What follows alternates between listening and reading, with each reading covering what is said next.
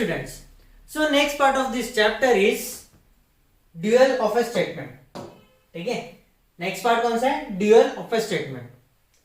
तो अब इसके लिए हम लोग कंसीडर करेंगे दो स्टेटमेंट पैटर्न्स या फिर दो compound statements, that is S1 and S2.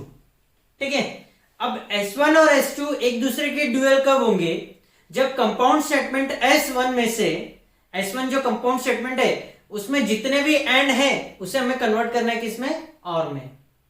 ठीक है, और जितने भी और है उसे कन्वर्ट करना है एंड में, तब जाके वो बन जाएंगे ड्यूअल ऑफ ईच अदर.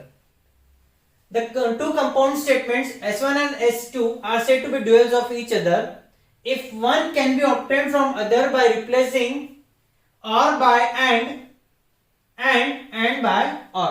ठीक है, and को रिप्लेस करना है और में, एंड और को रिप्लेस करना है एंड में, बस इसके अलावा कुछ भी नहीं है. ठीक है, ये बहुत ही सिंपल टॉपिक है पूरे लॉजिक चैप्टर में. The connectives and or are called as duals of each other. ठीक है, इसके लिए सबसे पहले हम लोग कंपाउंड स्टेटमेंट कंसीडर करेंगे. Negation of P and Q, negation of P and Q equivalent to negation of P और निगेशन ऑफ Q. अब इसका ड्यूअल लेने के लिए हम लोग क्या करना पड़ेगा? हमें एंड को कन्वर्ट करना पड़ेगा और में, एंड और को कन्वर्ट करना पड़ेगा एंड में. दैट मीन्स सीधा सीधा ये जो एंड है वो बन जाएगा और, ये जो और है वो बन जाएगा एंड. समझ में आ गया? ये हो गया ड्यूअल, खत्म. ठीक है, from this result we observe that statement pattern involving a conjunction can be express as disjunction. मतलब ये कंजंक्शन को जो हम लोग एक्सप्रेस कर रहे हैं एज डिसजंक्शन, एंड डिसजंक्शन को एक्सप्रेस कर रहे हैं एज कंजंक्शन. ठीक है, if we replace and by and or by and in equation number 1, we get equation number 2, and by the same replacement we get equation number 1 from 2. that means अगर हम लोग को ये इक्वेशन गिवन है, इसमें से हम लोगों ने and or को रिप्लेस कर दिया तो हमें ये इक्वेशन मिल जाएगा. ठीक है, very very simple. This refer to as duality of conjunction and disjunction. Statement patterns 1 and 2 are called as duals of each other. ठीक है, और इनके जो रिजल्ट्स मिले उसे हम लोग बोलेंगे डी मॉर्गन्स लॉ. क्या बोलेंगे? D Morgan's law. समझ में आ गया? Okay. Note, if A compound statement S contains tautology or contradiction, ठीक है, then dual of S1 is obtained by replacing T by F, F by T, and by और, and और by and. समझ में आ गया? T को replace करना है F से, F को रिप्लेस करना है T से, एंड को रिप्लेस करना है और से, और को रिप्लेस करना है एंड से. यही है ड्यूअल ऑफ अ स्टेटमेंट. ठीक है, a principle of duality. If a compound statement S1 contains negation and और, ठीक है, and statement S2 is obtained from S1 by replacing and by or and or by and, then S1 is a tautology. Statement 1 tautology रहेगा कब? जब statement 2 क्या रहेगा? Contradiction. अगर statement 2 contradiction है तो S1 क्या रहेगा? tautology. अगर स्टेटमेंट 1 कॉन्ट्राडिक्शन है तो स्टेटमेंट 2 क्या बन जाएगा? tautology. ठीक है, ओके. नाउ अब इस पे बेस एग्जांपल्स देखते हैं हम लोग. Write the duals of each of the following. पहला स्टेटमेंट P और Q and R. ठीक है, इसका ड्यूअल करने के लिए हमें क्या चेंज करना है? और को रिप्लेस करना है एंड से, एंड को रिप्लेस करना है और से. The dual of the given statement pattern is P and bracket में Q और R. हो गया, खत्म. Is that clear? P and bracket में Q and R, तो P और ब्रैकेट में Q और R, ये हो गया इसका ड्यूअल. ठीक है, तीसरा P और Q एंड R और S, तो ये बनेगा P एंड Q और R एंड S. समझ में आ गया? सिर्फ क्या करना है? एंड को रिप्लेस करना है और से, और को रिप्लेस करना है एंड से.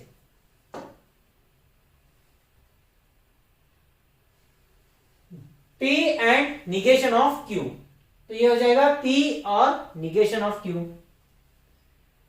पहले ब्रैकेट में निगेशन ऑफ P और Q and negation of R and S, इसका ड्यूअल क्या रहेगा? और को चेंज करना है एंड में, एंड को चेंज करना है और में, एंड को चेंज करना है और में, तो इसका ड्यूअल क्या रहेगा? Negation of P and Q और निगेशन ऑफ R और S, ये हो गया इसका ड्यूअल। सिर्फ क्या किया हम लोगों ने? एंड को रिप्लेस किया और से, और को रिप्लेस किया एंड से।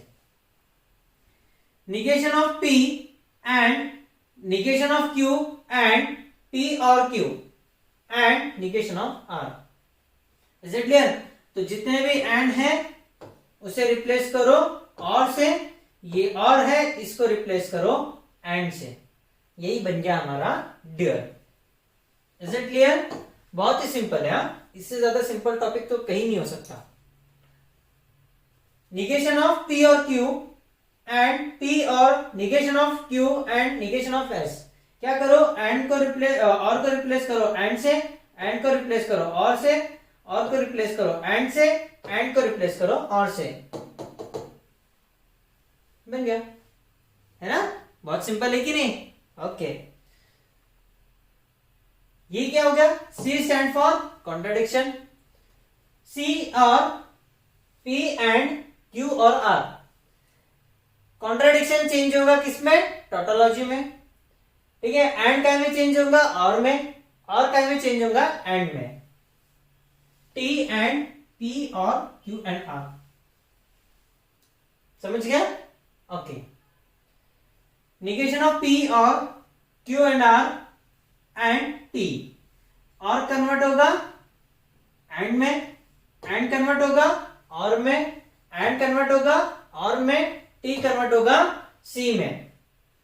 T स्टैंड फॉर टोटोलॉजी, उसका अपोजिट रहेगा contradiction.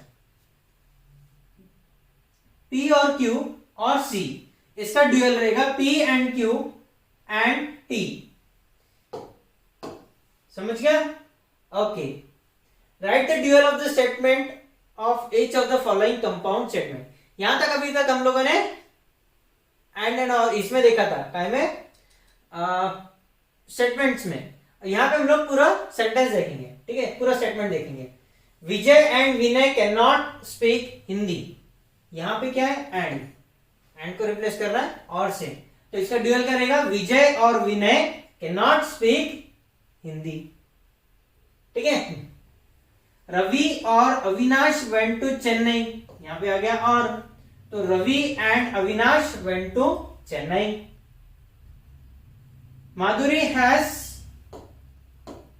Curly hair and brown eyes, ठीक है? माधुरी हैज कर्ली हेयर और ब्राउन आईज, समझ में आ गया? Okay, state the dual of the following statement by applying the principle of duality. P और Q और R which is equivalent to P or Q or R and prove that both the sides of the dual are equivalent। मतलब सबसे पहले बनाना है इसका dual, ठीक है? Dual में क्या करेंगे? और को रिप्लेस कर देंगे एंड से, बस हो गया, एंड तो कहीं है नहीं, है ना? तो इसका ड्यूअल क्या रहेगा? P and Q and R which is equivalent to P and Q and R। अब ये जो है, जो हमें ड्यूअल मिला, इससे हमें लॉजिकली इक्विवेलेंट प्रूव करना है। दैट मीन्स ये वाला साइड इज इक्वल टू ये वाला साइड, ठीक है? तो सबसे पहले कितने स्टेटमेंट्स है? 3 स्टेटमेंट्स है ना? P Q R। सबसे पहले क्या आएगा? P Q R, कोई निगेशन नहीं है तो निगेशन वाला नहीं आएगा। सबसे पहले आएगा Q एंड R, फिर आएगा P and Q and R, ये हो गया हमारा left hand side. Right hand side के लिए सबसे पहले आएगा P एंड Q एंड फिर आएगा P and Q and R, ये हो गया हमारा राइट हैंड साइड। मतलब column number 5 and column number 7, ठीक है? सबसे पहले P Q R में क्या आएगा? सबसे पहले P इसमें क्या आएगा? 4 ट्रू 4 फॉल्स, ठीक है? फिर Q में क्या आएगा? 2 true 2 false, 2 true 2 false. R में क्या आएगा? Alternate true false true false true false. Okay, यहां तक हो गया। अब Q and R, column number 2 and column number 3, यहां पे क्या है, एंड है। एंड का कंडीशन क्या होगा, जब दोनों वैल्यूज ट्रू रहेगी तभी वैल्यू ट्रू आएगी, अदरवाइज क्या आएगी, फॉल्स आएगी। देखो ये दोनों ट्रू, हाँ करेक्ट, तो यहाँ पे आएगा ट्रू। ठीक है, फिर ये दोनों ट्रू है क्या, नहीं। ये दोनों ट्रू है क्या, नहीं। ये दोनों नहीं, हाँ ये दोनों ट्रू है, तो ही यहाँ पे वैल्यू ट्रू आएगी। अब और कहिए क्या दोनों ट्रू, नहीं, तो बच्चे सब जगह पे क्या आएगा, फॉल्स आएगा। ठीक है, फिर P and Q and R, मतलब ये पहला कॉलम एंड फोर्थ कॉलम। ठीक है, दोनों के बीच में क्या है, एंड है। एंड का अगेन सेम कंडीशन, जब दोनों जगह पे ट्रू रहेंगे तभी वैल्यू ट्रू आएंगी, अदरवाइज फॉल्स आएगी। ठीक है, दोनों ट्रू, हाँ तो वैल्यू ट्रू आएंगी। यहाँ पे फॉल्स फॉल्स फॉल्स, यहाँ पे क्या ट्रू है लेकिन यहाँ पे फॉल्स है, लेकिन हर जगह पे फिर क्या आ जाएगा, फॉल्स आ जाएगा। समझ में आ गया। अब P एंड Q दोनों जगह ट्रू, तो वैल्यू ट्रू। यहाँ पे दोनों जगह वैल्यू ट्रू, तो वैल्यू ट्रू। यहाँ पे नहीं, यहाँ पे नहीं, ये बचे हुए तो सारे फॉल्स ही है, तो बचे हुए हर जगह पे क्या आएगा, फॉल्स आएगा। अब ये column, 6th column and 3rd column, यहाँ पे ट्रू है दोनों जगह पे, तो ही ट्रू आएगा। यहाँ पे फॉल्स है, यहाँ पे ट्रू है, तो यहाँ पे फॉल्स है, बचे हुए सारे फॉल्स है, मतलब हर जगह पे क्या आएगा, फॉल्स आएगा। ठीक है, पूरा ट्रूथ टेबल हो गया। अब लॉजिकल इक्विवेलेंस के लिए हमें ये साइड और ये साइड सेम होनी चाहिए, मतलब कॉलम 5 एंड कॉलम 7 सेम होना चाहिए। देखो ट्रू ट्रू, फॉल्स फॉल्स, सारे वैल्यूज सेम है, इसीलिए ये क्या हो गया, लॉजिकली इक्विवेलेंट हो गया। देखा, सारे वैल्यू सेम है ना, तो ये क्या है, लॉजिकली इक्विवेलेंट है। Is it clear? The entries in column 5 for this and those in column number 7 for this are identical, hence the statement patterns are logically equivalent. समझ में आ गया, बहुत सिंपल है। ठीक है, okay. Prove that P and Q or negation of Q is logically equivalent to P or and Q, hence state its dual result.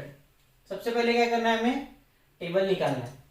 हमें क्या प्रूफ करना है, प्रूफ दैट P and और Q is logically equivalent to this.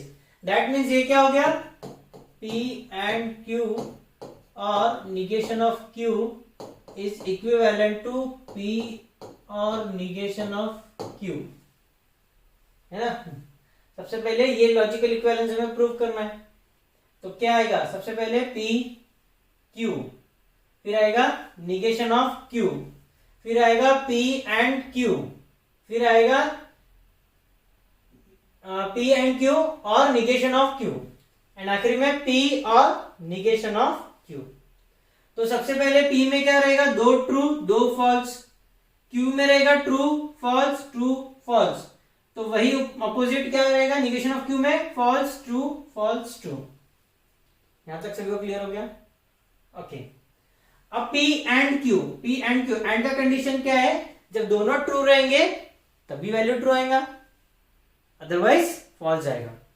तो यहां पे दोनों true हैं, तो ये ट्रू आया। ये दोनों ट्रू है क्या, नहीं। दोनों ट्रू नहीं, तो बचे हुई जगह पे फॉल्स आएगा। ठीक है, P एंड Q और निगेशन ऑफ Q। ठीक है, और का कंडीशन क्या है, जब दोनों फॉल्स रहेंगे तभी फॉल्स आएगा, अदरवाइज ट्रू आएगा। तो ये दोनों फॉल्स नहीं, ये दोनों फॉल्स नहीं, ये दोनों फॉल्स हाँ, तो यहाँ पे फॉल्स आएगा, यहाँ पे नहीं, तो बचे हुई जगह पे ट्रू आएगा।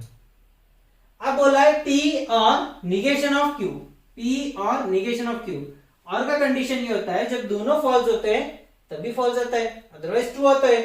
तो ये ट्रू है, ये फॉल्स है, ये ट्रू है, ये ट्रू है, ये दोनों फॉल्स हैं,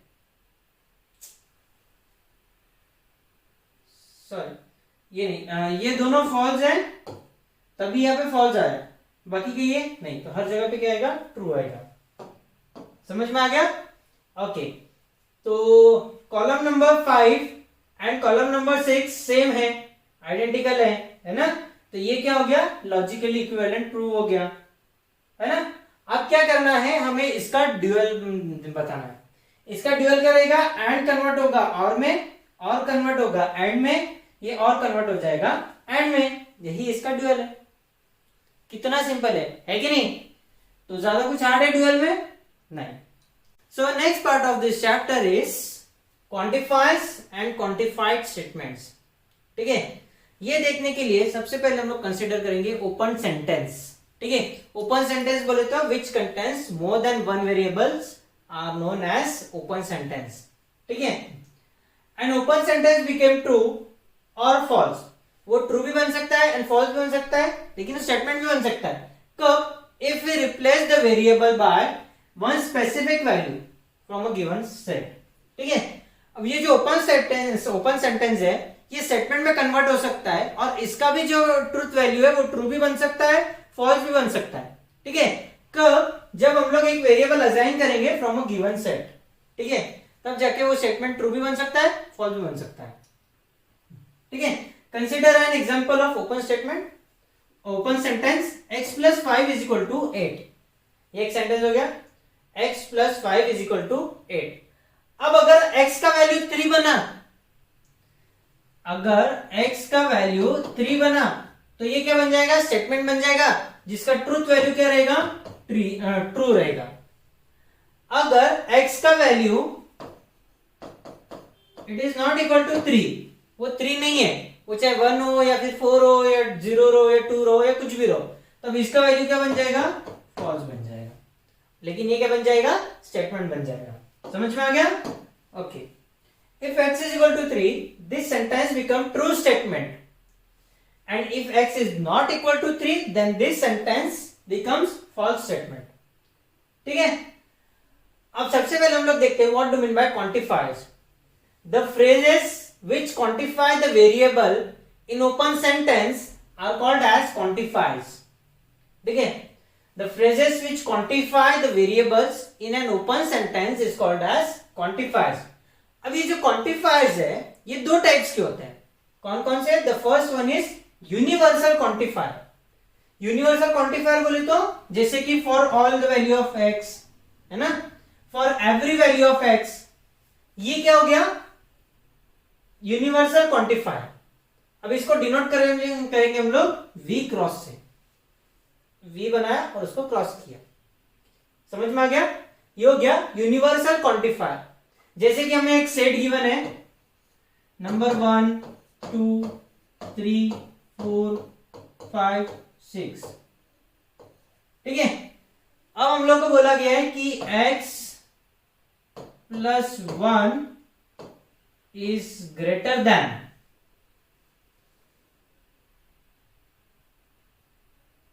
1। ठीक है, फॉर एग्जाम्पल हमें गिवन है x प्लस 1 ग्रेटर देन 1। अब फॉर ऑल वैल्यूज और for every value of x, ये जो क्या है, ट्रू रहेगा या फिर फॉल्स रहेगा।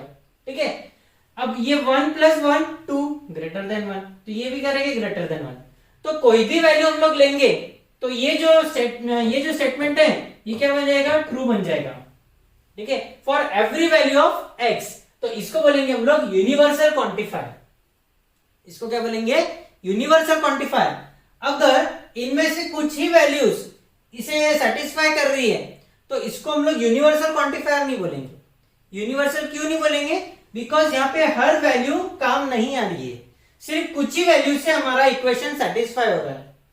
ठीक है, अगर हर वैल्यू से हमारा इक्वेशन सेटिस्फाई होता है तो हम लोग उसे बोलेंगे यूनिवर्सल क्वांटिफायर। तो दूसरा होता है एग्जिस्टेंशियल क्वांटिफायर।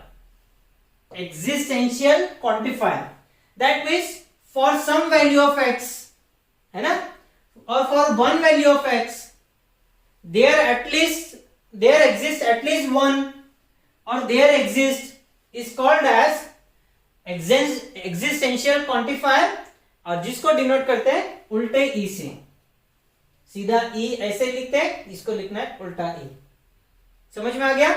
ये भी ऐसा दिखने में हार्ड दिख रहा है, लेकिन ये भी बहुत सिंपल है ना। जब हम लोग इसके एग्जांपल देखेंगे ना तब तुम्हें समझ में आएगा कि ये भी बहुत सिंपल है। ठीक है, तो हम लोग आगे बढ़ते हैं। दूसरा होता है क्वांटिफाइड स्टेटमेंट।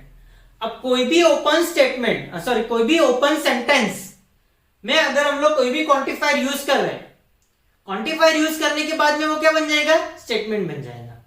तो उसे बोलेंगे हम लोग quantified statement. An open sentence with quantifiers become statement, ठीक है। And such statement is called as quantified statement. मतलब ओपन सेंटेंस में हम लोग अगर क्वांटिफायर यूज करते हैं कोई भी यूनिवर्सल या फिर एग्जिस्टेंशियल, तो वो क्या बन जाएगा, quantified statement. Is it clear?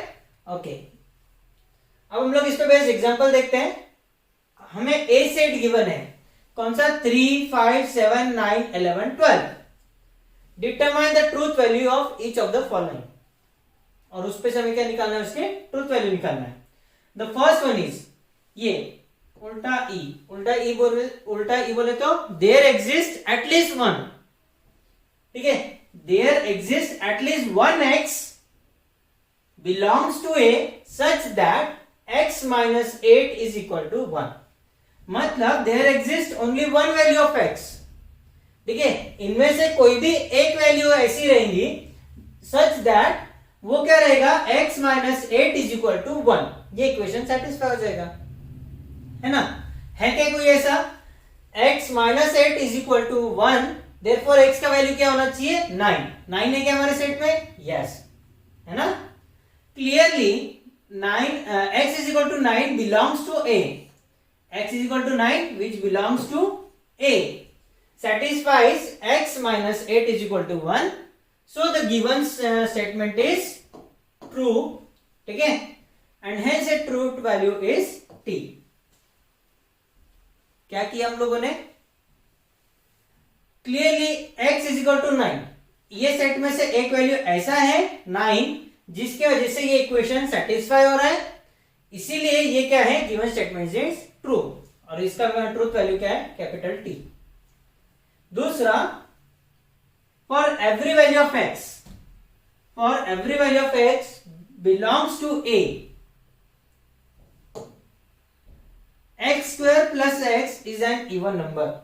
मतलब इनमें से हर वैल्यू, ठीक है, कोई भी वैल्यू लो, 3 लो, 5 लो, 7, 9, 11, 12, ये कोई भी वैल्यू लो, उसके बाद में उसका स्क्वायर प्लस वो, मतलब 3 square 9, 3 square plus 3 that is equal to 9 plus 3 that is equal to 12। ये क्या है, इवन नंबर है, ठीक है। फिर उसके बाद में कोई भी लो, 5 लो, 5 square plus 5 is equal to 25 plus 5 that is equal to 30। फिर उसके अंदर कोई भी वैल्यू लेंगे तो ये क्या हो रहा है, इक्वेशन सेटिस्फाई हो रहा है ना। तो इसीलिए ये क्या है, given statement is true and जिसका ट्रूथ वैल्यू है कैपिटल टी। समझ में आ गया, बहुत सिंपल है। If A is equal to, मतलब सेट तो हमारा वही है, क्वेश्चन हम लोगों ने वही प्रिंट करके रखा है। There exist at least one value of X such that X square less than 0। अब किसी का भी स्क्वायर, सबसे छोटा नंबर कौन सा है, 3 स्क्वायर क्या है, 9, इट इज ग्रेटर देन 0।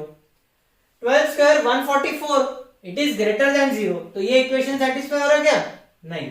तो स्टेटमेंट क्या है, फॉल्स है, और उसका ट्रूथ वैल्यू क्या है, capital F।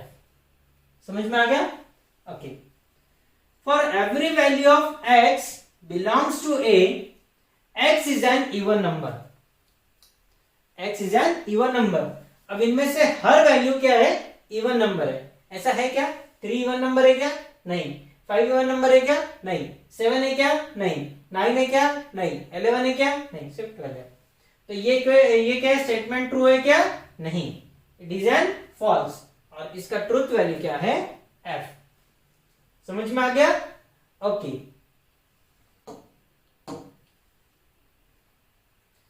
If a is equal to, वही सेट है हमारा, ठीक है, there exist one value of x, at least one value of x belongs to a such that 3x plus 8 is equal to 40। इनमें से अगर हम लोग कोई भी एक वैल्यू लेंगे तो ये इक्वेशन सेटिस्फाई होना चाहिए, ठीक है। अब हम लोग क्या करते हैं, x इज इक्वल टू 11 लेते हैं, ठीक है। तो 3 मल्टीप्लाइड बाय 11 प्लस 8, तो 3 मल्टीप्लाइड बाय 11 क्या हो गया, 33 plus 8 that is equal to 41। ये वैल्यू सेटिस्फाई कर रही है, कौन सी, x इज इक्वल टू 11। तो ये वैल्यू क्या हो गया, ये स्टेटमेंट का वैल्यू क्या हो गया, ट्रू हो गया, ठीक है। For x is equal to 11, x is equal to 12, satisfy the equation. So ये क्या हो गया, ट्रू हो गया, और इसका ट्रूथ वैल्यू क्या हो गया, कैपिटल T, ठीक है। And the last question of this lecture, for every value of x belongs to a such that 2x plus 9 greater than 14, 2x plus 9 greater than 14। अब हम लोग कोई भी वैल्यू लेंगे तो सबसे पहले क्या करना है, छोटा वैल्यू लेना। अगर छोटे वैल्यू से इक्वेशन सेटिस्फाई हो गया तो बचे हुए वैल्यू से सेटिस्फाई होना ही होना है ना। तो सबसे छोटा वैल्यू कौन सा है, 3। So 2 multiplied by 3 plus 9, 2 3 6 plus 9 that is equal to 15। It is greater than 14। छोटे वैल्यू से ही सेटिस्फाई हो गया तो बची हुई वैल्यू तो ट्राई करने का टेंशन ही नहीं है ना। सो ये क्या हो गया, स्टेटमेंट ट्रू हो गया, और इसका ट्रुथ वैल्यू क्या है, T। समझ में आ गया, okay. So this much is enough for today's lecture. Remaining part जो है हम लोग देखेंगे नेक्स्ट लेक्चर में।